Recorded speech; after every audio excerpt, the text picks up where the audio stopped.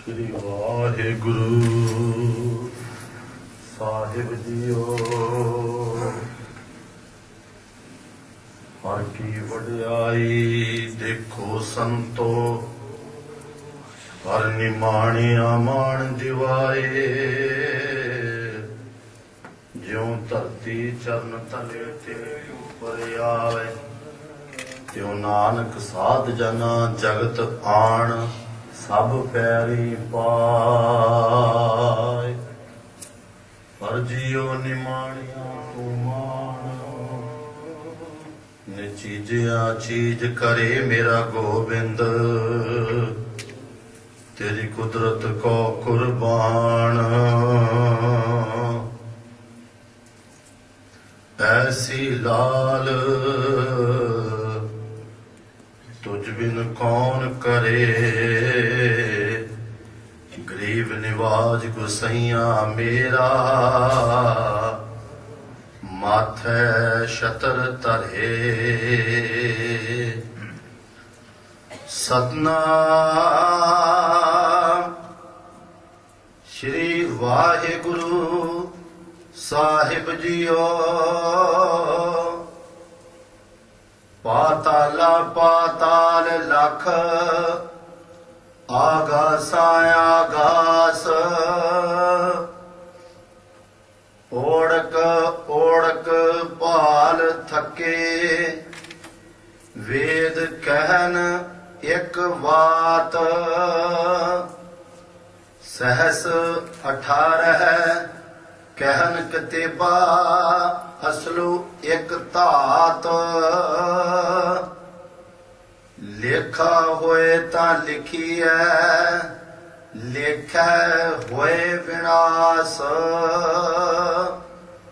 नानक वड्डा आखिए, आपे जाने आप। वाहिगुरु जी का खालसा, वाहिगुरु जी की फतेह। परम सत्कारयोग जुगल जुगल अटल गुरगति ते सुभाईमान,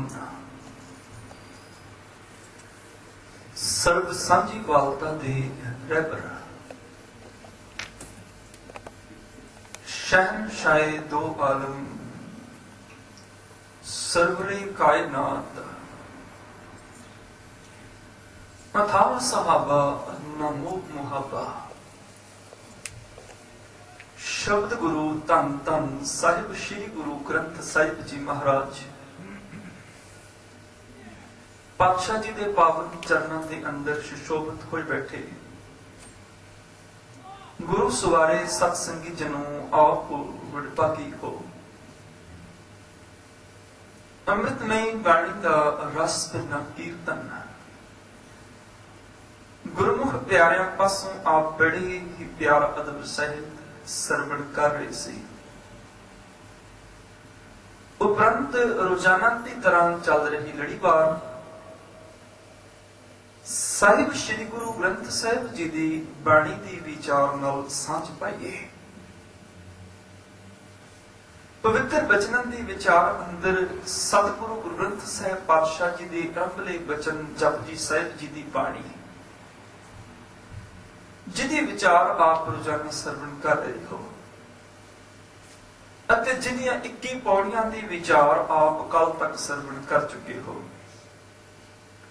ते 22वीं पौड़ी तो अज दी विचार आरंभ है। सतगुरु गुरु नानक पातशाह जी ने जिथे पिछलियां पौड़ियां दे विच परमात्मा दे व्यंत होण दे वचन कहे,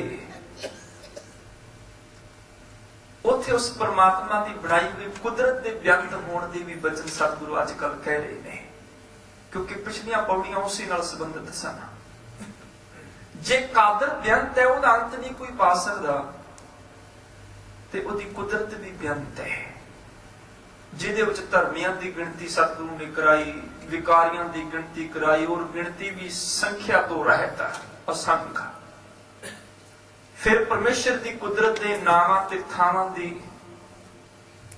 ਪਰ ਅੱਜ ਦੇ ਵਚਨਾਂ ਦੇ ਅੰਦਰ ਇਸ ਸ੍ਰਿਸ਼ਟੀ ਕਾਇਨਾਤ ਦੀ ਵਿਅੰਤਤਾ ਦਾ ਜ਼ਿਕਰ ਹੈ, ਜਿਹਦੀ ਕੁਦਰਤ ਹੀ ਇੰਨੀ ਵੱਡੀ ਹੈ ਜਿਹਦਾ ਅੰਤ ਨਹੀਂ ਪਾਇਆ ਜਾ ਸਕਦਾ। ਉਹ ਕਾਦਰ ਕਿੰਨਾ ਵੱਡਾ ਹੋਏਗਾ। ਹਾਲਾਂਕਿ ਉਹਦੀ ਕੁਦਰਤ ਦੀ ਇਹ ਗੱਲ ਚੱਲ ਰਹੀ ਹੈ, ਤੇ ਕੁਦਰਤ ਬਾਰੇ ਹੀ ਸਤਿਗੁਰੂ ਨੇ ਕਹਿ ਦਿੱਤਾ ਸੀ, ਕੁਦਰਤ ਕਵਣ ਕਹਾਂ ਵਿਚਾਰ। ਮੈਂ ਕੁਦਰਤ ਦੀ ਕੀ ਵਿਚਾਰ ਕਹਿ ਸਕਦਾ ਹਾਂ।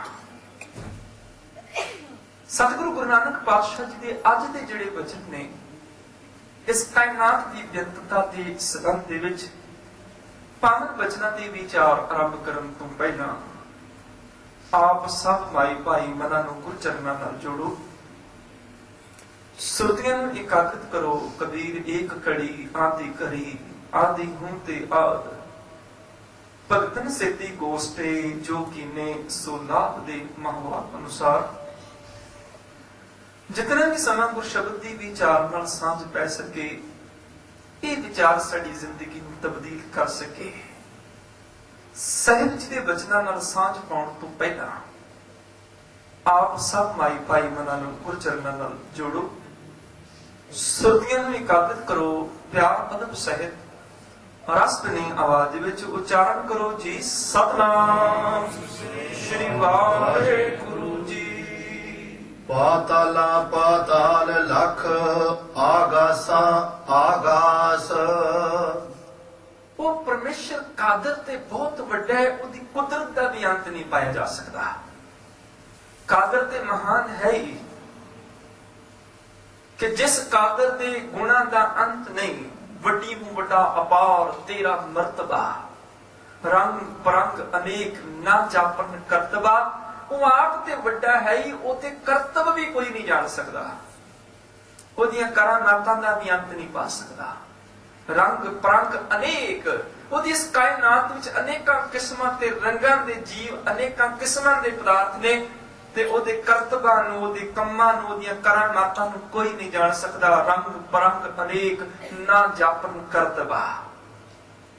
ਜਿਹੜੀ ਗੱਲ ਸਾਨੂੰ ਸਮਝ ਨਾ ਆਵੇ, ਕੋਈ ਮਨੁੱਖ ਇਹੋ ਜਿਹਾ ਕੰਮ ਕਰ ਦਿਖਾਏ ਜਿਹੜਾ ਸਾਡੀ ਸਮਝ ਤੋਂ ਬਾਹਰ ਹੋ ਜਾਏ, ਅਸੀਂ ਕਹਿ ਦਿੰਦੇ ਹਾਂ ਵੀ ਇਹਨੇ ਕੋਈ ਕਰਾਮਾਤ ਦਿਖਾਈ ਹੈ। ਤੇ ਉਹਦੇ ਤੋਂ ਵੱਡਾ ਵੀ ਕੰਮ ਕਰਨ ਵਾਲਾ ਆ ਜਾਏ, ਤੇ ਉਹ ਜਾਣਦਾ ਵੀ ਇਹਨੂੰ, ਇਸ ਗੱਲ ਨੂੰ ਮੈਂ ਸਮਝਦਾ ਹੈ ਕੋਈ ਕਰਾਮਾਤ ਨਹੀਂ। ਪਰ ਸਤਿਗੁਰੂ ਗੁਰੂ ਨਾਨਕ ਪਾਤਸ਼ਾਹ ਨੇ ਕਹਿ ਦਿੱਤਾ ਵੀ ਸਭ ਤੋਂ ਵੱਡਾ ਕਰਾਮਾਤੀ ਪਰਮੇਸ਼ਰ ਹੈ, ਉਹਦੇ ਕੀਤੇ ਕੰਮਾਂ ਨੂੰ ਕੋਈ ਜਾਣ ਹੀ ਨਹੀਂ ਸਕਦਾ। ਇੰਨਾ ਵੱਡਾ ਕਰਤੱਵ ਉਹ ਕਰਦਾ ਹੈ, ਇੰਨੀ ਵੱਡੀ ਕਰਾਮਾਤ ਉਹ ਦਿਖਾ ਦਿੰਦਾ ਹੈ। ਉਹਦੇ ਮੁਕਾਬਲੇ ਦੁਨੀਆ ਤੇ ਕੋਈ ਕਰਾਮਾਤੀ ਨਹੀਂ। ਜਿਹੜੀ ਗੱਲ ਸਾਨੂੰ ਨਾ ਸਮਝ ਪਏ ਸੀ ਕਹਿ ਦਿੰਦੇ ਆ ਕਰਾਮਾਤ ਹੈ, ਪਰ ਰੱਬ ਦੇ ਤੇ ਕਿਸੇ ਵੀ ਕੰਮ ਦਾ ਕੋਈ ਅੰਤ ਨਹੀਂ ਪਾ ਸਕਦਾ। ਸਭ ਤੋਂ ਵੱਡਾ ਕਰਾਮਾਤੀ ਉਹ ਹੈ। ਪੰਜ ਤਤ ਕਰ ਤੁਧ ਸ੍ਰਿਸ਼ਟ ਸਭ ਸਾਜੀ, ਕੋਈ ਛੇਵਾਂ ਕਰਿਓ ਜੇ ਕੁਝ ਕੀਤਾ ਹੋਵੇ। ਜੇ ਦੁਨੀਆ ਤੇ ਕੋਈ ਕਹੇ ਵੀ ਮੈਂ ਬੜਾ ਵੱਡਾ ਕਰਾਮਾਤੀਆਂ ਔਰ ਰੱਬ ਤੋਂ ਵੱਡਾ ਨਹੀਂ, ਉਹਨੇ ਪੰਜਾਂ ਤੱਤਾਂ ਦੇ ਨਾਲ ਸ੍ਰਿਸ਼ਟੀ ਬਣਾਈ। ਜੇ ਕੋਈ ਛੇਵਾਂ ਤੱਤ ਬਣਾ ਸਕਦਾ ਤੇ ਸਾਹਮਣੇ ਆਏ, ਕੋਈ ਨਹੀਂ ਬਣਾ ਸਕਦਾ। ਇਸ ਕਾਇਨਾਤ ਵਿੱਚ ਪਰਮੇਸ਼ਰ ਦੇ ਇਸ ਵਿਅੰਤ ਸੰਸਾਰ ਦੇ ਬਾਰੇ ਧਾਰਮਿਕ ਗ੍ਰੰਥਾਂ ਨੇ ਵੱਖ-ਵੱਖ ਥਾਈਂ ਜ਼ਿਕਰ ਕੀਤਾ। ਵੇਦਾਂ ਨੇ ਕਹਿ ਦਿੱਤਾ ਵੀ ਇੰਨੇ ਧਰਤੀਆਂ ਆਕਾਸ਼ ਪਤਾਲ ਨੇ, ਕਤੇਬਾਂ ਨੇ ਕਹਿ ਦਿੱਤਾ ਇੰਨੀ ਕੁ ਸੰਸਾਰ ਨੇ। ਗੁਰੂ ਨਾਨਕ ਪਾਤਸ਼ਾਹ ਪਹਿਲਾਂ ਦੋਹਾਂ ਦਾ ਮਤ ਲੈਂਦੇ ਨੇ ਕਿ ਵੇਦ ਕੀ ਕਹਿੰਦੇ ਨੇ ਤੇ ਕਤੇਬ ਕੀ ਕਹਿੰਦੇ ਨੇ ਦੁਨੀਆ ਬਾਰੇ। ਪਿਛਲੇ ਪੌੜੀਆਂ ਦੇ ਵਿੱਚ ਇਹ ਵਚਨ ਆ ਚੁੱਕਿਆ ਹੈ ਕਿ ਸੰਸਾਰ ਕਦੋਂ ਬਣਿਆ, ਕਿਸੇ ਵੇਦ ਕਿਸੇ ਕਤੇਬ ਨੇ ਨਹੀਂ ਲਿਖਿਆ। ਵੇਲ ਨਾ ਪਾਈਆ ਪੰਡਤੀ ਜੇ ਹੋਵੇ ਲੇਖ ਪੁਰਾਣ, ਵਕਤ ਨਾ ਪਾਇਓ ਕਾਦੀਆਂ ਜੇ ਲਿਖਣ ਲੇਖ ਕੁਰਾਨ। ਨਾ ਕਿਸੇ ਪੰਡਤ ਨੇ ਪੁਰਾਣਾ ਵਿੱਚ ਲਿਖਿਆ ਵੀ ਕਦੋਂ ਦੁਨੀਆ ਬਣੀ, ਨਾ ਕਿਸੇ ਕਾਜ਼ੀ ਨੇ ਆਪਣੇ ਕੁਰਾਨਾਂ ਦੇ ਵਿੱਚ ਲਿਖਿਆ ਕਿ ਸੰਸਾਰ ਕਦੋਂ ਬਣਿਆ। ਬਲਕਿ ਜੋਗੀਆਂ ਨੇ ਵੀ ਇਸ ਗੱਲ ਦਾ ਜ਼ਿਕਰ ਨਹੀਂ ਕੀਤਾ। ਥਿਤ ਵਾਰ ਨਾ ਜੋਗੀ ਜਾਣੇ, ਕੋਈ ਨਹੀਂ ਜਾਣਦਾ। ਰੁੱਤ ਮਹ ਨਾ ਕੋਈ ਜਾ ਕਰਤਾ ਸ੍ਰਿਠੀ ਕੋ ਸਾਜੇ, ਆਪੇ ਜਾਣੇ ਸੋਈ। ਸੰਸਾਰ ਕਦੋਂ ਬਣਿਆ ਇਹ ਕੇਵਲ ਸਾਜਣ ਵਾਲਾ ਜਾਣਦਾ, ਹੋਰ ਕੋਈ ਨਹੀਂ ਜਾਣਦਾ। ਤੇ ਕਿੰਨੇ ਕੁ ਸੰਸਾਰ ਵਿੱਚ ਧਰਤੀਆਂ ਆਕਾਸ਼ ਪਤਾਲ ਨੇ, ਇਹਦੇ ਬਾਰੇ ਧਾਰਮਿਕ ਗ੍ਰੰਥਾਂ ਨੇ ਲਿਖ ਦਿੱਤਾ। ਸਭ ਤੋਂ ਪਹਿਲਾਂ ਵੇਦਾਂ ਵਿੱਚ ਲਿਖਿਆ ਗਿਆ, ਜਿਹੜਾ ਮੰਨਿਆ ਗਿਆ ਕਿ ਬ੍ਰਹਮਾ ਨੇ ਵੇਦ ਲਿਖੇ ਨੇ, ਤੇ ਬ੍ਰਹਮਾ ਨੇ ਵੇਦਾਂ 'ਚ ਇੱਕ ਗੱਲ ਲਿਖੀ। ਕਹਿਣ ਲੱਗਾ ਮੈਂ ਖੋਜਣ ਤੁਰਿਆ ਕਿ ਮੈਂ ਕਿੱਥੋਂ, ਮੇਰੀ ਪੈਦਾਇਸ਼ ਕਿੱਥੋਂ ਹੈ, ਮੈਨੂੰ ਕਿਸ ਨੇ ਪੈਦਾ ਕੀਤਾ ਹੈ। ਉਹ ਖੋਜਦਾ ਚਲਾ ਗਿਆ, ਖੋਜਦਾ ਚਲਾ ਗਿਆ।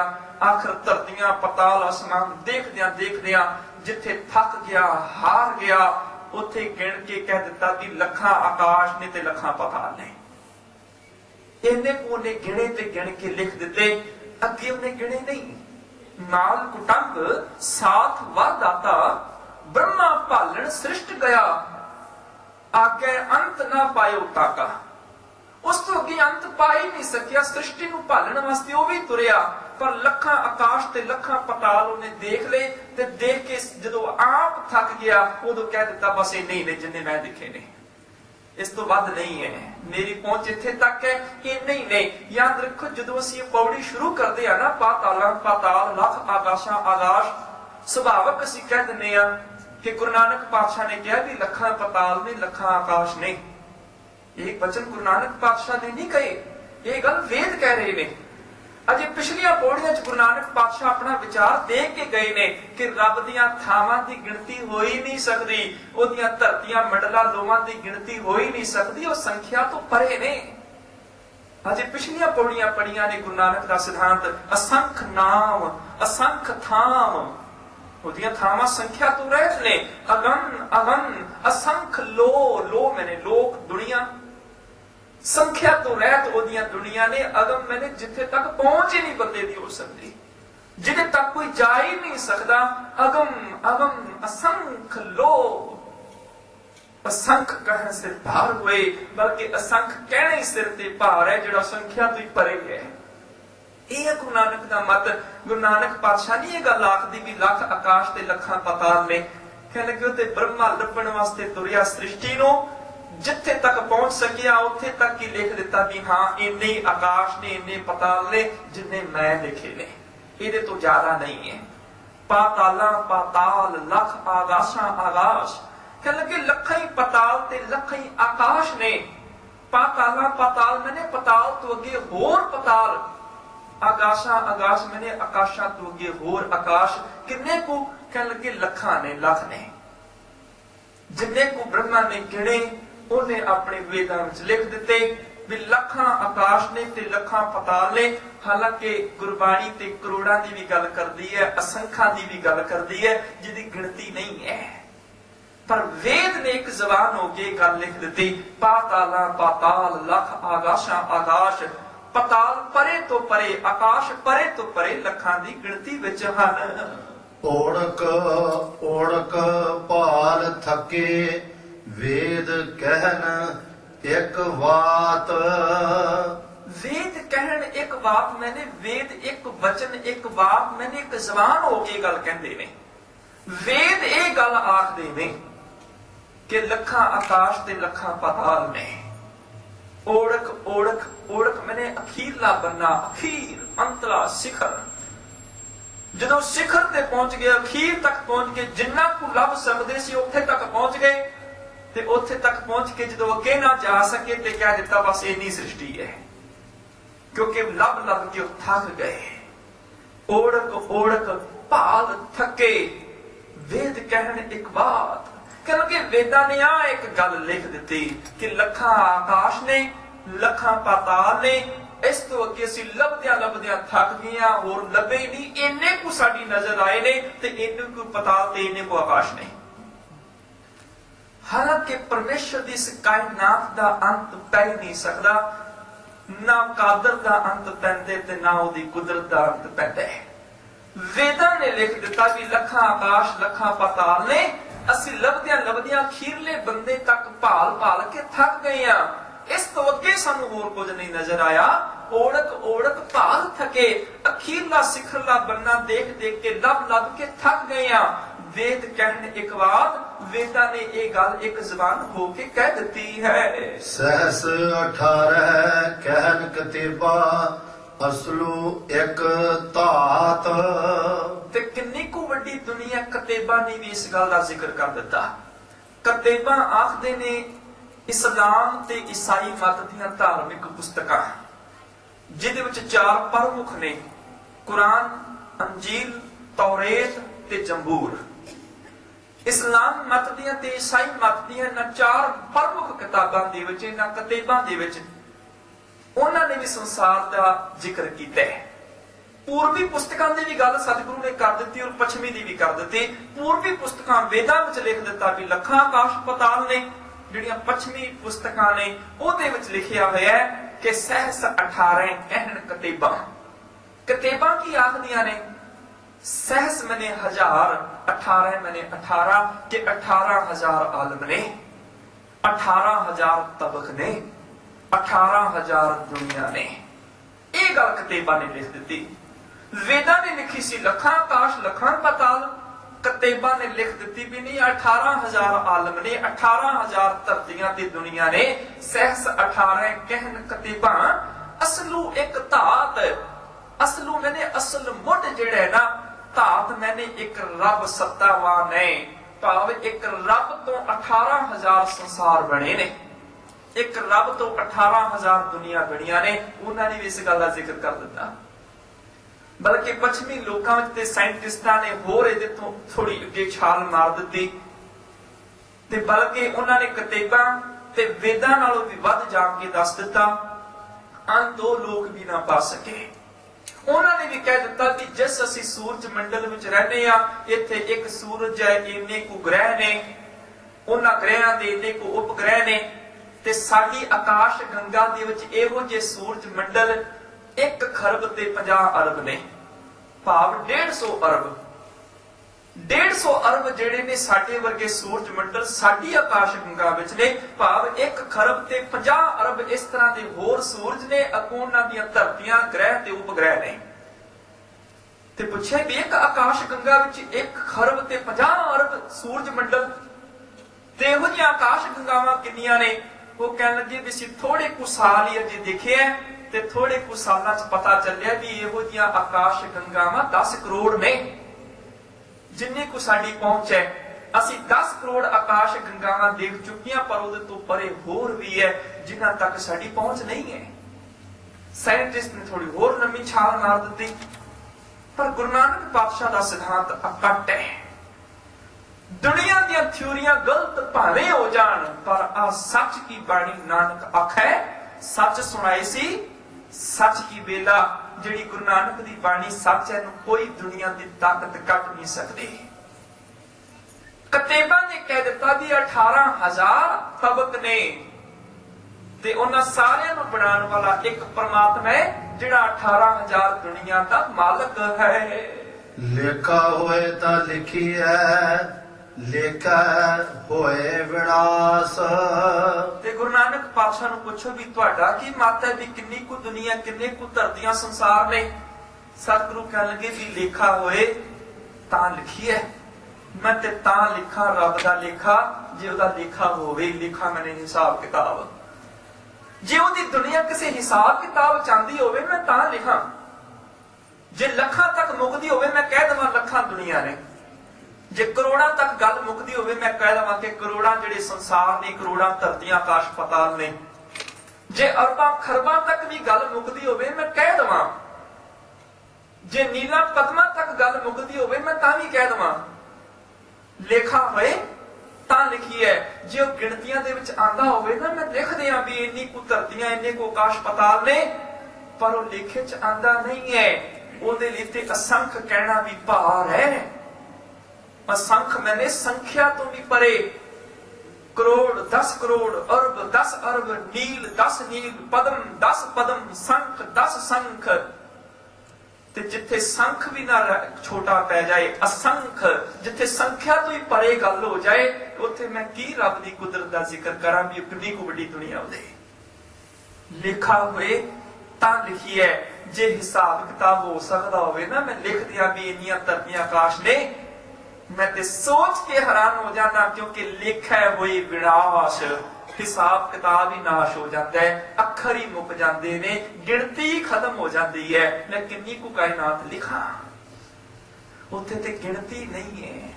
ਤੇ ਆਹੀ ਗੁਰੂ ਨਾਨਕ ਦਾ ਸਿਧਾਂਤ ਹੈ, ਅਸੰਖ ਨਾਮ ਅਸੰਖ ਥਾਮ ਅਗਮ ਅਗਮ ਅਸੰਖ ਲੋ ਅਸੰਖ ਕਹਿ ਸਿਰ ਭਾਰ ਹੋਏ। ਉਸ ਰੱਬ ਦੀ ਕਾਇਨਾਤ ਨੂੰ ਦੇਖਣ ਲੱਗਿਆ ਗਿਣਤੀ ਮੁੱਕ ਜਾਂਦੀ ਹੈ, ਗਿਣਤੀ ਦਾ ਅੰਤ ਹੀ ਨਹੀਂ ਹੈ। ਅਣਗਿਣਤ ਨੇ ਉਹਦੀ ਕਾਇਨਾਤ ਦੇ ਵਿੱਚ ਧਰਤੀਆਂ ਆਕਾਸ਼ ਪਤਾਲ ਲੇਖਾ ਹੋਏ ਤਾਂ ਲਿਖੀ ਹੈ। ਮੈਂ ਤਾਂ ਲੇਖਾ ਹਿਸਾਬ ਕਿਤਾਬ ਲਿਖਾਂ ਜੇ ਹੁੰਦਾ ਹੋਵੇ, ਜੇ ਕਿਤੇ ਮੈਂ ਕਹਿ ਦਵਾਂ ਵੀ ਅਰਬਾਂ ਖਰਬਾਂ ਕਰੋੜਾਂ ਸੰਖਾਂ ਨੇ ਲਿਖਿਆ ਹੋਏ ਵਿਨਾਸ਼, ਉਹਦਾ ਹਿਸਾਬ ਕਿਤਾਬ ਕਰਨ ਲੱਗਾ ਤੇ ਹਿਸਾਬ ਕਿਤਾਬ ਹੀ ਨਾਸ਼ ਹੋ ਜਾਂਦਾ ਹੈ, ਗਿਣਤੀਆਂ ਹੀ ਸਾਡੀਆਂ ਮੁੱਕ ਜਾਂਦੀਆਂ ਹਨ। ਨਾਨਕ ਵੱਡਾ ਆਖੀਐ ਆਪੇ ਜਾਣੈ ਆਪ। ਵੇਦਾਂ ਤੇ ਕਿਤਾਬਾਂ ਤੇ ਸਾਇੰਟਿਸਟਾਂ ਵਾਂਗੂ ਗੁਰੂ ਨੇ ਇਹ ਨਹੀਂ ਕਿਹਾ ਵੀ ਇੰਨੀ ਕੁ ਦੁਨੀਆ, ਬਲਕਿ ਇਹ ਕਹਿ ਦਿੱਤਾ ਵੀ ਉਹਦੇ ਬਾਰੇ ਤੇ ਸਿਰਫ ਉਹ ਜਾਣਦਾ ਹੈ, ਸਿਰਫ ਪਰਮਾਤਮਾ ਨੂੰ ਪਤਾ ਹੈ। ਨਾਨਕ ਵੱਡਾ ਆਖੀਐ ਆਪੇ ਜਾਣੇ ਆਪ। हे ਨਾਨਕ ਉਸ ਰੱਬ ਨੂੰ ਵੱਡਾ ਹੀ ਕਹਿਣਾ ਚਾਹੀਦਾ ਹੈ, ਕਿਉਂਕਿ ਆਪਣੇ ਬਾਰੇ ਸਿਰਫ ਉਹ ਆਪ ਜਾਣਦਾ ਹੈ। ਉਹ ਕਿੰਨਾ ਵੱਡਾ ਹੈ ਤੇ ਇਹਦੀ ਦੁਨੀਆ ਕਿੰਨੀ ਵੱਡੀ ਹੈ, ਉਹ ਆਪ ਕਿੰਨਾ ਮਹਾਨ ਹੈ ਉਹ ਜਾਣਦਾ ਹੈ। ਵੱਡਾ ਸਾਹਿਬ ਉੱਚਾ ਥਾਉ ਉੱਚੇ ਉੱਪਰ ਉੱਚਾ ਨਾਉ, ਏਵੜ ਉੱਚਾ ਹੋਵੇ ਕੋਈ ਤਿਸ ਉੱਚੇ ਕੋ ਜਾਣੇ ਸੋਏ। ਜਿੰਨਾ ਵੱਡਾ ਉਹ ਆਪ ਹੈ ਉਹਨਾਂ ਵੱਡਾ ਕੋਈ ਹੋਏਗਾ ਤਾਂ ਹੀ ਉਹਨੂੰ ਜਾਣੇਗਾ ਨਾ। ਜੇ ਉਹਨਾਂ ਵੱਡਾ ਹੈ ਹੀ ਕੋਈ ਨਹੀਂ ਤੇ ਵੱਡੇ ਰੱਬ ਨੂੰ ਕੌਣ ਜਾਣ ਸਕਦਾ ਹੈ। ਪਿਤਾ ਦਾ ਜਨਮ ਕੇ ਜਾਣੇ ਭੂਤ, ਪਿਤਾ ਦਾ ਜਨਮ ਪੁੱਤਰ ਕੀ ਜਾਣ ਸਕਦਾ ਹੈ। ਏਵੜ ਉੱਚਾ ਹੋਵੇ ਕੋਈ ਤਿਸ ਉੱਚੇ ਕੋ ਜਾਣੇ ਸੋਏ। ਜੇ ਕੋਈ ਰੱਬ ਜਿੰਨਾ ਵੱਡਾ ਹੋਵੇ ਤਾਂ ਉਹਦੇ ਬਾਰੇ ਜਾਣੇ ਵੀ ਕਿੰਨਾ ਵੱਡਾ ਹੈ, ਪਰ ਉਹਦੇ ਜਿੰਨਾ ਤੇ ਸਿਰਫ ਆਪ ਹੈ। ਉਹ ਏਵੜ ਉੱਚਾ ਹੋਵੇ ਕੋਈ ਤਿਸ ਉੱਚੇ ਕੋ ਜਾਣੇ ਸੋਏ। ਜੇਵੜ ਆਪ ਜਾਣੇ ਆਪ ਆਪ, ਜਿੰਨਾ ਉਹ ਵੱਡਾ ਆਪ ਹੈ ਨਾ ਆਪਣੇ ਆਪ ਨੂੰ ਸਿਰਫ ਉਹ ਆਪ ਜਾਣਦਾ ਹੈ, ਹੋਰ ਕੋਈ ਨਹੀਂ ਜਾਣਦਾ। ਇਹਨਾਂ ਉਹ ਵੱਡਾ ਸਾਡੇ ਅੱਖਰ ਸਾਡੀਆਂ ਗਿਣਤੀਆਂ ਉਹਦਾ ਅੰਤ ਨਹੀਂ ਪਾ ਸਕਦੇ। ਨਾਨਕ ਵੱਡਾ ਆਖੀ ਹੈ, ਇਹ ਨਾਨਕ ਨੂੰ ਵੱਡਾ ਹੀ ਕਹਿਣਾ ਸ਼ੋਭਾ ਦਿੰਦਾ ਹੈ, ਉਹਨੂੰ ਵੱਡਾ ਹੀ ਕਹਿਣਾ ਚਾਹੀਦਾ ਹੈ, ਕਿਉਂਕਿ ਆਪੇ ਜਾਣੇ ਆਪ, ਆਪਣੇ ਬਾਰੇ ਸਿਰਫ ਉਹ ਆਪ ਜਾਣਦਾ ਹੈ। ਸਾਡੇ ਅੱਖਰ ਗਿਣਤੀਆਂ ਉਹਨੂੰ ਗਿਣ ਨਹੀਂ ਸਕਦੇ, ਸਾਡੀਆਂ ਗਿਣਤੀਆਂ ਨੂੰ ਕੈਦ ਨਹੀਂ ਕਰ ਸਕਦੀਆਂ। ਜਿਹਨੂੰ ਗੁਰੂ ਨਾਨਕ ਪਾਤਸ਼ਾਹ ਨੇ ਬਾਣੀ ਚ ਕਹਿ ਦਿੱਤਾ ਕਿ ਕੋਈ ਸੁਨਿਆਰ ਨੂੰ ਕਵੇ, ਇਹ ਸੁਨਿਆਰ ਆਪਣੀ ਤਕੜੀ ਤੇ ਤੋਲ ਕੇ ਜਾ ਦੱਸ ਵੀ ਇਹ ਸਮੁੰਦਰ ਦਾ ਕਿੰਨਾ ਭਾਰ ਹੈ। ਇਹ ਸੁਨਿਆਰ ਆਪਣੀ ਤਕੜੀ ਤੇ ਤੋਲ ਕੇ ਦੱਸ ਇਸ ਪਹਾੜ ਦਾ ਕਿੰਨਾ ਕੁ ਭਾਰ ਹੈ। ਇਹ ਸੁਨਿਆਰ, ਇਹ ਵੀਰ ਆਪਣੀ ਤਕੜੀ ਦੇ ਛਾਬੇ ਚ ਰੱਖ ਕੇ ਦੇਖ ਧਰਤੀ ਨੂੰ, ਧਰਤੀ ਕਿੰਨੀ ਕੁ ਭਾਰੀ ਹੈ। ਤੇ ਸੁਨਿਆਰ ਦਾ ਇੱਕੋ ਹੀ ਜਵਾਬ ਹੁੰਦਾ ਹੈ ਕਿ ਇਸ ਧਰਤੀ ਤੇ ਵੱਡੇ ਤੋਂ ਵੱਡੇ ਤੋਲਣ ਵਾਲੇ ਤੱਕੜ ਨੇ, ਟਣਾ ਨੂੰ ਹੀ ਭਾਰ ਤੋਲਣ ਵਾਲੇ ਤੋਲਕ ਨੇ, ਪਰ ਸਭ ਤੋਂ ਦੁਨੀਆ ਦੇ ਛੋਟੇ ਵੱਡੇ ਜੇ ਕਿਸੇ ਕੋਲ ਨੇ ਤੇ ਉਹ ਮੇਰੇ ਕੋਲ ਨੇ। ਸਭ ਤੋਂ ਛੋਟੇ ਵੱਡੇ ਮੇਰੇ ਕੋਲ ਨੇ, ਜਿਨ੍ਹਾਂ ਨਾਲ ਮੈਂ ਸੋਨੇ ਨੂੰ ਤੋਲਦਾ।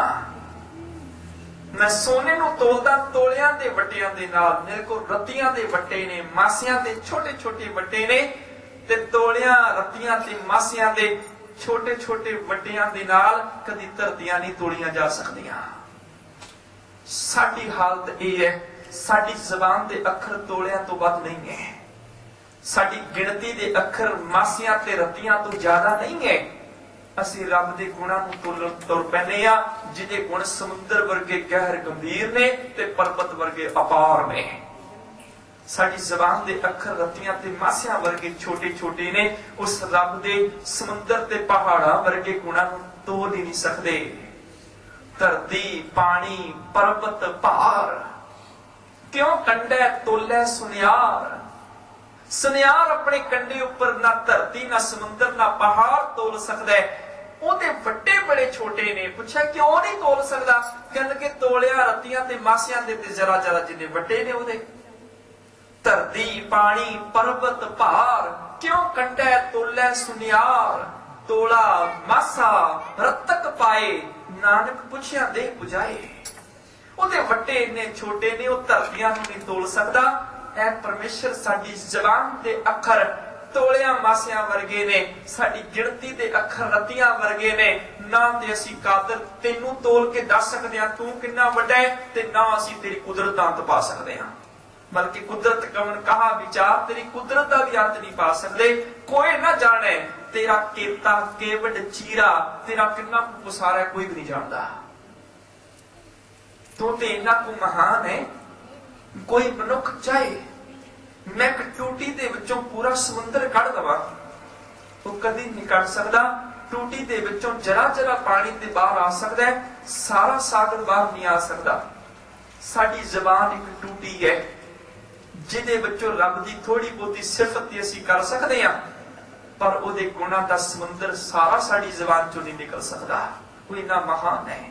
ਜਿਹਵਾ ਏਕ ਕਮਲ ਗੁਣ ਕਹੀਏ, ਬੇਸ਼ੁਮਾਰ ਬੇਅੰਤ ਸੁਆਮੀ ਤੇਰੂ ਅੰਤ ਨਾ ਕਿ ਨਹੀਂ ਲਹੀਏ। ਸਾਡੀ ਜੀਭ ਇੱਕ ਹੈ, ਉਹਦੇ ਗੁਣ ਮਹਾਨ ਨੇ। ਸਾਡੀ ਜੀਭ ਚ ਉਹਦੇ ਸਾਰੇ ਗੁਣ ਨਿਕਲ ਹੀ ਨਹੀਂ ਸਕਦੇ। ਨਾਨਕ ਕਾਗਦ ਲਖ ਮਣਾ ਪੜ ਪੜ ਕੀਚੈ ਭਾਓ, ਮਸੂ ਤੋਟ ਨਾ ਆਵਈ ਲੇਖਣ ਪਾਉਣ ਚਲਾਓ। ਵੀ ਤੇਰੀ ਕੀਮਤ ਨਾ ਪਵੇ ਹੁਣ ਕੇਵਲ ਆਖਾਂ ਨਾ ਤਾਂ ਵੀ ਤੇਰੀ ਕੀਮਤ ਨਹੀਂ ਪੈ ਸਕਦੀ। ਕਬੀਰ ਸਾਤ ਸਮੁੰਦਰ ਮਸ ਕਰੋ, ਸੱਤਾਂ ਸਮੁੰਦਰਾਂ ਦੀ ਸ਼ਾਹੀ ਬਣਾ ਲਵਾਂ, ਸਾਰੇ ਧਰਤੀ ਦੇ ਜੰਗਲਾਂ ਦੇ ਦਰਖਤਾਂ ਨੂੰ ਘੜ ਕੇ ਕਲਮਾਂ ਤਿਆਰ ਕਰ ਲਵਾਂ, ਸਾਰੀ ਧਰਤੀ ਨੂੰ ਕਾਗਜ਼ ਬਣਾ ਕੇ ਰੱਬ ਦੀ ਸਿਫਤ ਲਿਖੀ ਜਾਵਾਂ, ਤਾਂ ਵੀ ਨਹੀਂ ਅੰਤ ਪੈ ਸਕਦਾ। ਕਬੀਰ ਸਾਤ ਸਮੁੰਦਰ ਮਸ ਕਰੋ, ਕਲਮ ਕਰੋ ਬਨ ਰਾਏ, ਬਸਦਾ ਕਾਗਜ਼ ਜੋ ਕਰੋ, ਹਰ ਜਸ ਲਿਖਣ ਨਾ ਜਾਏ। ਉਹਦੇ ਗੁਣਾਂ ਨੂੰ ਕੌਣ ਲਿਖ ਸਕਦਾ ਹੈ? ਤੂੰ ਗੌਹਰ ਅਤ ਗਹਿਰ ਗੰਭੀਰਾ, ਤੂੰ ਪਿਰ ਹਮ ਬਹੁਰੀਆ ਰਾਮ, ਤੁਮ ਵੱਡੇ ਵੱਡੇ ਵੱਡ ਉੱਚੇ, ਹਾਂ ਇਤਨੀਕ ਲੋਹਰੀਆ ਰਾਮ। ਅਸੀਂ ਇੰਨੇ ਛੋਟੇ ਆ ਜਿਹੜੇ ਅਸੀਂ ਤੇਰੇ ਗੁਣਾਂ ਦਾ ਅੰਤ ਪਾਈ ਨਹੀਂ ਸਕਦੇ। ਨਾਨਕ ਵੱਡਾ ਆਖੀਏ, ਨਾਨਕ ਉਸ ਰੱਬ ਨੂੰ ਵੱਡਾ ਹੀ ਕਹਿਣਾ ਚਾਹੀਦਾ ਹੈ।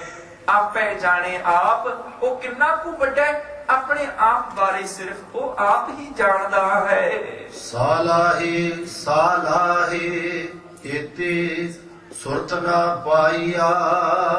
ਸਾਲਾਹੀ ਸਾਲਾਹੀ ਮੈਨੇ ਸਲਾਹਣ ਯੋਗ ਰੱਬ, ਜਿਹਨੂੰ ਸਲਾਹਣਾ ਚਾਹੀਦਾ ਹੈ।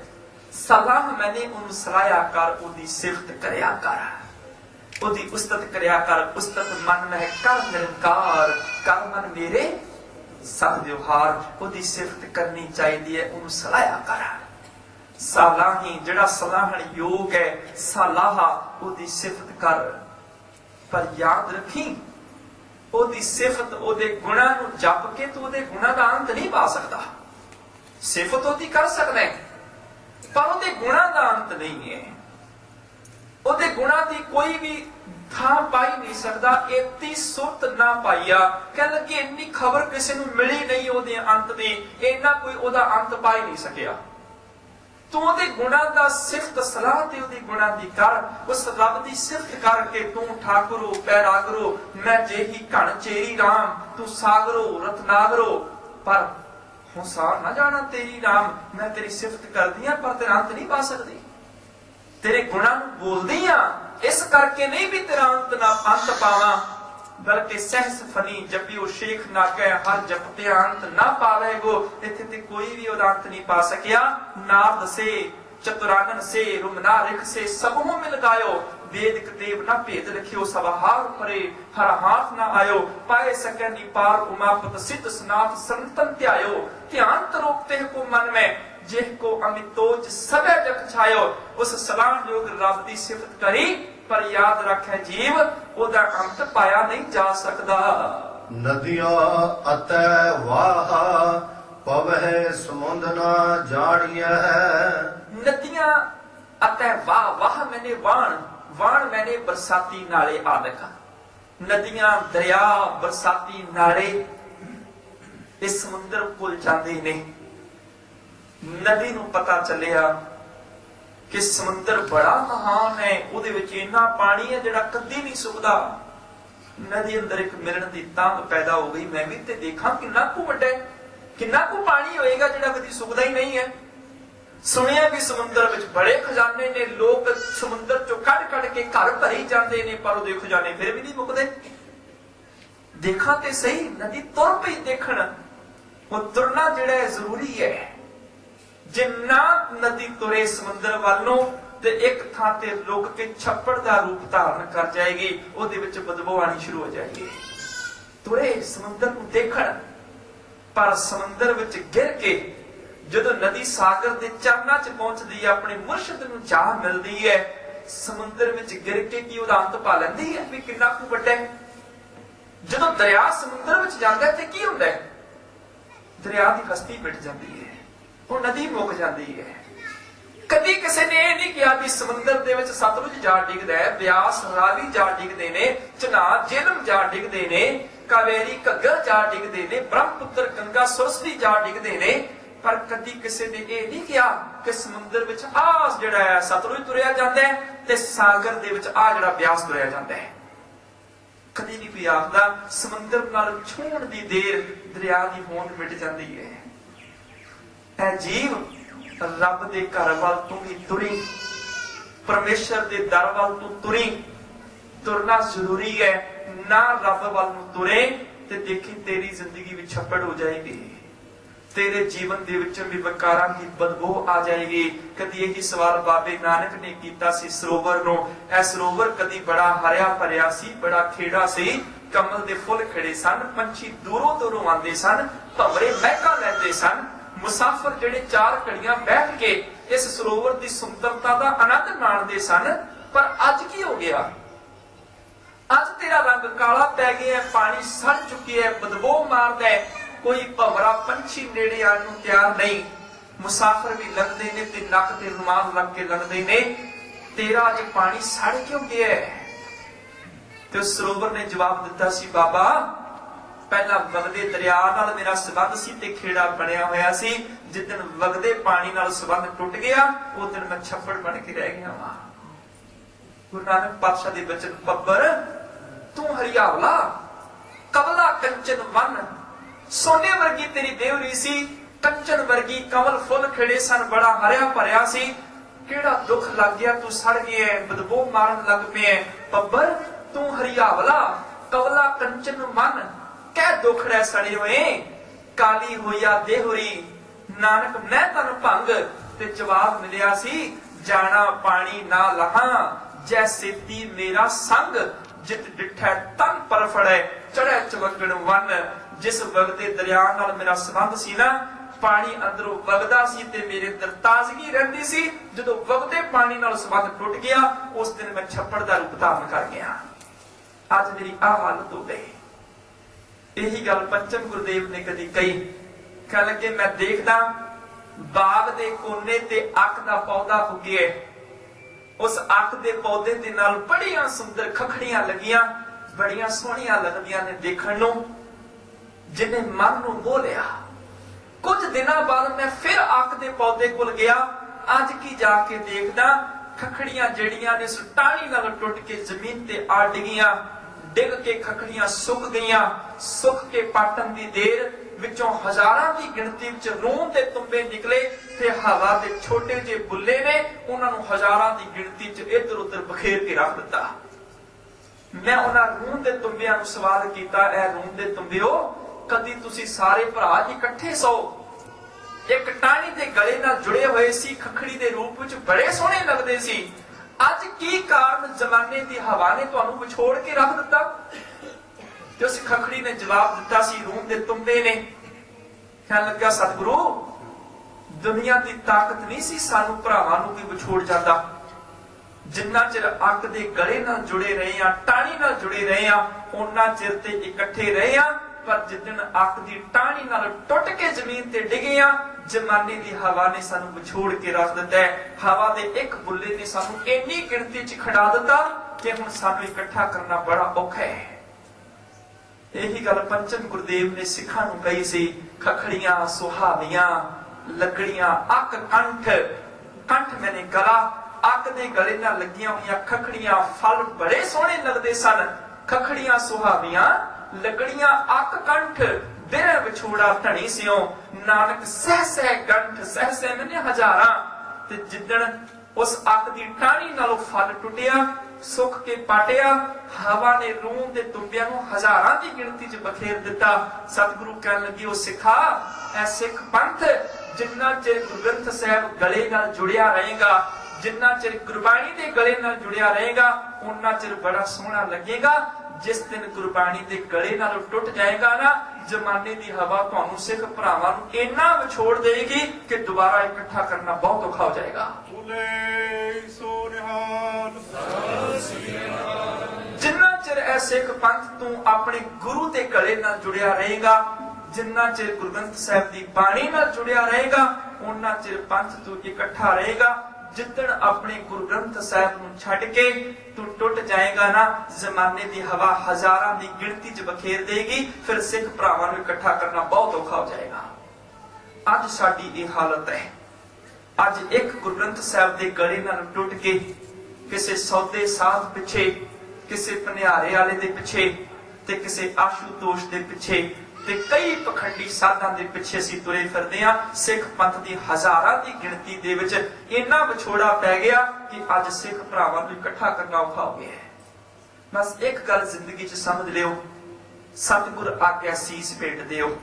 ਜੇ ਸਤਿਗੁਰ ਸਾਚੈ ਭਾਵੈ, ਇਹ ਸਿਰ ਜਿਹੜਾ ਨਾ ਅਸੀਂ ਗੁਰੂ ਗ੍ਰੰਥ ਸਾਹਿਬ ਅੱਗੇ ਰੱਖਦੇ ਆ, ਆ ਸਿਰ ਗੁਰੂ ਗ੍ਰੰਥ ਸਾਹਿਬ ਅੱਗੋਂ ਚੁੱਕ ਕੇ ਕਿਸੇ ਬੰਦੇ ਦੇ ਅੱਗੇ ਨਾ ਰੱਖ ਦਿਓ। ਕਿਤੇ ਜਣੇ ਖਣੇ ਨੂੰ ਗੁਰੂ ਗ੍ਰੰਥ ਸਾਹਿਬ ਵਾਲੀ ਥਾਂ ਨਾ ਦੇਈ ਜਾਇਓ, ਜਣੇ ਖਣੇ ਨੂੰ ਗੁਰੂ ਗ੍ਰੰਥ ਸਾਹਿਬ ਨਾ ਮੰਨੀ ਜਾਇਓ। ਇਹੀ ਕਾਰਨ ਜਿੱਦਣ ਨਦੀ, ਜਿੱਦਣ ਸਰੋਵਰ ਦਰਿਆ ਨਾਲੋਂ, ਨਦੀ ਨਾਲੋਂ ਟੁੱਟ ਜਾਂਦਾ ਹੈ, ਛੱਪੜ ਬਣ ਜਾਂਦਾ ਹੈ। ਜਿੱਦਣ ਅਸੀਂ ਗੁਰੂ ਨਾਲ ਟੁੱਟ ਜਾਂਦੇ ਹਾਂ, ਸਾਡੀ ਜ਼ਿੰਦਗੀ ਛੱਪੜ ਹੋ ਜਾਂਦੀ ਹੈ। ਨਦੀ ਦਾ ਸਮੁੰਦਰ ਵੱਲ ਜਾਣਾ ਬਿਲਕੁਲ ਯੋਗ ਹੈ, ਜਾਣਾ ਚਾਹੀਦਾ ਹੈ ਤਾਂ ਕਿ ਉਹਨੂੰ ਉਹਦੀ ਮੰਜ਼ਿਲ ਮਿਲ ਜਾਏ। ਪਰ ਮੰਜ਼ਿਲ ਮਿਲਣ ਦਾ ਮਤਲਬ ਇਹ ਨਹੀਂ ਉਹਨੇ ਸਮੁੰਦਰ ਦਾ ਅੰਤ ਪਾ ਲਿਆ। ਹਾਂ, ਸਮੁੰਦਰ ਜ਼ਰੂਰ ਹੋ ਗਏ, ਸਾਗਰ ਬਣ ਗਏ। ਰੱਬ ਦੇ ਗੁਣਾਂ ਨੂੰ ਗਾਣਾ ਚਾਹੀਦਾ ਹੈ, ਬਾਣੀ ਨਾਲ ਜੁੜਨਾ ਚਾਹੀਦਾ ਹੈ ਤਾਂ ਕਿ ਮੂਲ ਨਾਲ ਜੁੜ ਕੇ ਸਾਡੀ ਜ਼ਿੰਦਗੀ 'ਚ ਖੇੜਾ ਬਣਿਆ ਰਹੇ। ਪਰ ਇਹ ਨਾ ਸੋਚੀ ਸਿੱਖਾਂ ਮੈਂ ਬਾਣੀ ਪੜ੍ਹ ਕੇ ਰੱਬ ਦਾ ਅੰਤ ਪਾ ਲਵਾਂਗਾ, ਅੰਤ ਨਹੀਂ। ਹਾਂ, ਉਹਦੇ 'ਚ ਲੀਨ ਜ਼ਰੂਰ ਹੋ ਜਾਏਗਾ। ਸੁਣ ਵੱਡਾ ਆਖੇ ਸਭ ਕੋਏ, ਕੇਵਟ ਵੱਡਾ ਡੀਠਾ ਹੋਏ। ਕਿਸੇ ਨੇ ਦੇਖਿਆ ਰੱਬ ਕਿੰਨਾ ਵੱਡਾ ਹੈ? ਕੀਮਤ ਪਾਏ ਨਾ ਕਹਿਆ ਜਾਏ। ਜ਼ਬਾਨ ਤੋਂ ਕਹਿ ਕੇ ਅਸੀਂ ਉਹਦੀ ਕੀਮਤ ਲਗਾ ਹੀ ਨਹੀਂ ਸਕਦੇ, ਉਹ ਕਿੰਨਾ ਵੱਡਾ ਹੈ। ਤੇ ਪੁੱਛਿਆ ਫਿਰ ਅਸੀਂ ਬਾਣੀ ਕਿਉਂ ਪੜ੍ਹਦੇ ਆ? ਜਿਹਦੀ ਕੀਮਤ ਨਹੀਂ ਲਗਾ ਸਕਦੇ, ਕਹਿ ਹੀ ਨਹੀਂ ਸਕਦੇ ਰੱਬ ਦੇ ਗੁਣਾਂ ਦਾ ਅੰਤ ਹੀ ਨਹੀਂ ਪਾ ਸਕਦੇ, ਫਿਰ ਸਿਫਤ ਕਿਉਂ ਕਰਦੇ ਆ ਜ਼ਬਾਨ ਤੋਂ? ਤੇ ਗੁਰੂ ਨੇ ਫਿਰ ਅੱਗੇ ਬਚਨ ਕੀਤਾ, ਕੀਮਤ ਪਾਏ ਨਾ ਕਹਿਆ ਜਾਏ, ਕਹਿਣੇ ਵਾਲੇ ਤੇਰੇ ਰਹੇ ਸਮਾਏ। ਹਾਂ, ਜਿਹੜੇ ਉਹਦੀ ਸਿਫਤ ਕਹਿੰਦੇ ਨੇ ਉਹ ਰੱਬ ਵਰਗੇ ਜ਼ਰੂਰ ਹੋ ਜਾਂਦੇ ਨੇ, ਰੱਬ ਦਾ ਅੰਤ ਨਹੀਂ ਪਾਉਂਦੇ। ਹਾਂ, ਰੱਬ ਵਰਗੇ ਹੋ ਜਾਂਦੇ ਨੇ। ਨਦੀਆਂ ਅਤੇ ਵਾਹ, ਨਦੀਆਂ ਤੇ ਬਰਸਾਤੀ ਨਾਲੇ ਵਹਿਣ ਆਦਿਕ ਪਵੈ ਸਮੁੰਦ, ਉਹ ਸਾਗਰ ਵਿੱਚ ਤੇ ਮਿਲ ਜਾਂਦੇ ਨੇ। ਨਾ ਜਾਣੀਏ ਪਰ ਸਾਗਰ ਦਾ ਅੰਤ ਨਹੀਂ ਜਾਣਦੇ, ਉਹ ਸਮੁੰਦਰ ਦਾ ਅੰਤ ਨਹੀਂ ਪਾ ਸਕਦੇ। ਸਾਗਰ ਦੇ ਵਿੱਚ ਮਿਟ ਕੇ ਸਮੁੰਦਰ ਬਣ ਜਾਂਦੇ ਹਨ। ਸਮੁੰਦ ਸਾਹ ਸੁਲਤਾਨ, ਗਿਰਹਾ ਸੇਤੀ ਮਾਲ ਧਨ। ਕਿਉਂਕਿ ਐਸੇ ਐਸੇ ਵੱਡੇ ਦੁਨੀਆ ਤੇ ਸੁਲਤਾਨ ਸ਼ਾਹ ਪਾਤਸ਼ਾਹ ਹੋਣ ਜਿਹੜੇ ਸਮੁੰਦਰਾਂ ਦੇ ਮਾਲਕ ਹੋਣ। ਸਮੁੰਦ ਸ਼ਾਹ ਸੁਲਤਾਨ, ਸਮੁੰਦਰਾਂ ਦੇ ਮਾਲਕ, ਸਮੁੰਦਰਾਂ ਦੇ ਬਾਦਸ਼ਾਹ ਹੋਣ। ਗਿਰਹਾ ਸੇਤੀ ਮਾਲ ਧਨ, ਗਿਰਹਾ ਆਖਦੇ ਨੇ ਪਹਾੜਾਂ ਸੇਤੀ, ਪਹਾੜਾਂ ਵਰਗੇ ਉਹਨਾਂ ਦੇ ਪਹਾੜਾਂ ਜਿੰਨੇ ਖਜ਼ਾਨੇ ਹੋਣ, ਪਹਾੜਾਂ ਵਰਗੇ ਅੰਬਾਰ ਲੱਗੇ ਹੋਣ ਧਨ ਦੌਲਤ ਦੇ। ਇੰਨੇ ਕੁ ਵੱਡੇ ਦੁਨੀਆ ਤੇ ਅਮੀਰ ਸ਼ਹਿਨशाह ਹੋਣ। ਕੀੜੀ ਤੁਲ ਨਾ ਹੋਵਨੇ, ਜੇ ਤਿਸ ਮਨੋ ਨਾ ਵਿਸਰੈ। ਪਰ ਇੰਨੇ ਵੱਡੇ ਪਾਤਸ਼ਾਹ ਸੁਲਤਾਨ, ਸਮੁੰਦਰਾਂ ਦੇ ਮਾਲਕ, ਪਹਾੜਾਂ ਵਰਗੇ ਖਜ਼ਾਨਿਆਂ ਦੇ ਮਾਲਕ, ਕੀੜੀ ਤੁਲ ਨਾ ਹੋਵਨੀ, ਉਹ ਇੱਕ ਕੀੜੀ ਦੇ ਬਰਾਬਰ ਵੀ ਨਹੀਂ ਹੋ ਸਕਦੇ। ਕਿਉਂ? ਜੇ ਤਿਸ ਮਨੋ ਨਾ ਵਿਸਰੈ, ਜਿਸ ਕੀੜੀ ਦੇ ਮਨੋਂ ਰੱਬ ਨਾ ਭੁੱਲੇ, ਤੇ ਉਹ ਸ਼ਹਿਨशाह ਪਾਤਸ਼ਾਹ ਤੇ ਕੀੜੀ ਵਰਗੇ ਵੀ ਨਹੀਂ ਹੈ। ਕਿਉਂਕਿ ਕੀੜੀ ਦੇ ਅੰਦਰ ਵੀ ਇੱਕ ਨਾਮ ਦੀ ਕਣੀ ਆ ਜਾਏ ਨਾ, ਛੋਟੀ ਜਿੰਨੀ, ਉਸ ਕਣੀ ਦਾ ਵੀ ਅੰਤ ਨਹੀਂ ਪੈ ਸਕਦਾ। ਸਾਚੇ ਨਾਮ ਕੀ ਤਿਲ ਵਡਿਆਈ, ਆਖ ਥੱਕੇ ਕੀਮਤ ਨਹੀਂ ਪਾਈ। ਉਹਦੇ ਨਾਮ ਦੇ ਕਿਣਕੇ ਦਾ ਵੀ ਅੰਤ ਨਹੀਂ ਪਾ ਸਕਦਾ। ਔਰ ਅਗਲੇ ਬਚਨ ਕਿ ਜਿਹਦੇ ਅੰਦਰ ਉਹ ਨਾਮ ਦੀ ਕਣੀ ਚਲੀ ਗਈ ਨਾ, ਲੋਕ ਜਿਸ ਬੰਦੇ ਦਾ ਵੀ ਅੰਤ ਨਹੀਂ ਪਾ ਸਕਦੇ। ਕਿਨਕਾ ਏਕ ਜਿਸ ਜੀ ਵਸਾਵੇ, ਤਾਂ ਕਿ ਮਹਿਮਾ ਕਣੀ ਨਾ ਆਵੇ। ਜਿਹਦੇ ਅੰਦਰ ਨਾਮ ਦੀ ਕਣੀ ਵਸ ਜਾਏ, ਉਹਦੀ ਮਹਿਮਾ ਦਾ ਵੀ ਅੰਤ ਨਹੀਂ ਪੈ ਸਕਦਾ। ਜੇ ਕੀੜੀ ਨੂੰ ਰੱਬ ਨਾ ਭੁੱਲੇ, ਤੇ ਪਾਤਸ਼ਾਹ ਸੁਲਤਾਨ ਤੇ ਕੀੜੀ ਦੇ ਤੁਲ ਹੋ ਹੀ ਨਹੀਂ ਸਕਦੇ, ਉਸ ਕੀੜੀ ਦੇ ਬਰਾਬਰ ਵੀ ਨਹੀਂ। ਸਮੁੰਦ ਸ਼ਾਹ ਸੁਲਤਾਨ, ਗਿਰਹਾ ਸੇਤੀ ਮਾਲ ਧਨ, ਕੀੜੀ ਤੁਲ ਨਾ ਹੋਵਨੀ, ਜੇ ਤਿਸ ਮਨੋ ਨਾ ਵਿਸਰੈ। ਜੇ ਰੱਬ ਕੀੜੀ ਦੇ ਮਨੋਂ ਨਾ ਵਿਸਰੇ ਤੇ ਉਹ ਪਾਤਸ਼ਾਹ ਕੀੜੀ ਵਰਗੇ ਵੀ ਨਹੀਂ। ਜਿਹੜਾ ਉਹਦੇ ਗੁਣਾਂ ਦਾ ਗਾਇਨ ਕਰਦਾ ਹੈ, ਗਾਣੇ ਜ਼ਰੂਰੀ ਨੇ ਤਾਂ ਕਿ ਅਸੀਂ ਮੂਲ ਨਾਲ ਜੁੜ ਜਾਈਏ। ਪਰ ਇਸ ਕਰਕੇ ਨਹੀਂ ਵੀ ਉਹਦਾ ਅੰਤ ਪਾਉਣ ਵਾਸਤੇ। ਜਿਹੜੇ ਗਾਉਂਦੇ ਨੇ ਉਹ ਰੱਬ ਵਰਗੇ ਹੋ ਜਾਂਦੇ ਨੇ। ਜਿਨ ਹਰ ਜਪਿਆ ਸੇ ਹਰ ਹੋਏ, ਜਿਨ੍ਹਾਂ ਨੇ ਜਪਿਆ ਗੁਰ ਕਿਰਪਾ ਜਿਹ ਨਰ ਕੋ ਕੀਨੀ, ਤੈਹ ਜੁਗਤ ਪਛਾਨੀ, ਨਾਨਕ ਲੀਨ ਭਇਓ ਗੋਬਿੰਦ ਸਿਉ, ਜਿਉ पानी संग पानी। हर हर जन तो एक है, विभ विचार किछ नाही, जल ते उपज तरंग ज्यों जल ही दिखै समाए। वो रब वर्गे ने जिन्हां ना बिसरै नाम, सेकने हिया भेद ना जानो मूल, साईं जे हिया हर का सेवक सो हर जिहा, भेद ना जानो मानस देहा, जो जल तरंग उठै हो भांति, फिर सल्लै सल समाईंदा। असी भी गुण कहै गुणी समावणिया, ਉਹਦੇ ਗੁਣਾਂ ਨਾਲ ਜੁੜ ਕੇ ਗੁਣੀ ਨਿਧਾਨ ਵਿੱਚ ਲੀਨ ਹੋ ਸਕੀਏ, ਮੂਲ ਨਾਲ ਜੁੜ ਕੇ ਅਸੀਂ ਵੀ ਆਨੰਦਿਤ ਖੇੜੇ ਅਨੁਸਾਰ ਜ਼ਿੰਦਗੀ ਜਿਉ ਸਕੀਏ। ਪਰਮੇਸ਼ਰ ਦੀ ਜਨਤਾ ਬਾਰੇ ਅੱਗੋਂ ਵੀ ਬਚਨ ਆਉਣੇ ਨੇ, ਆਪ ਇਸੇ ਤਰ੍ਹਾਂ ਹੁਕਮ ਮੰਨ ਕੇ ਦਰਸ਼ਨ ਦਿਆ ਜੇ। ਬੇਅੰਤ ਭੁੱਲਾਂ ਖਿਮਾ ਫਤਿਹ ਬੁਲਾਓ। ਵਾਹਿਗੁਰੂ ਜੀ ਕਾ ਖਾਲਸਾ।